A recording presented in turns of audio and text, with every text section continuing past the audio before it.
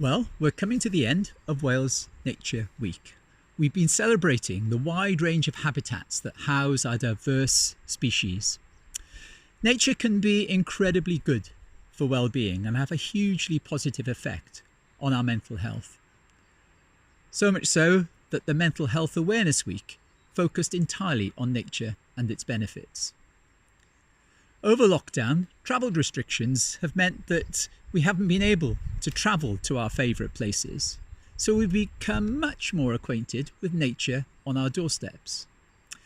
Can you imagine what lockdown would have been like without access to green space and nature in our communities?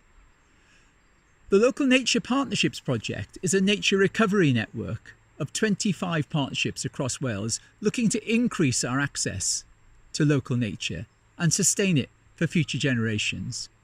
They work with communities and local partners to develop plans and projects that enhance our biodiversity and make sure that we maintain our vital connection with nature around us. Today, as part of Wales Nature Week, we're showcasing the amazing work of local nature partnerships, working with communities and local partners to keep Wales green and teeming with natural life.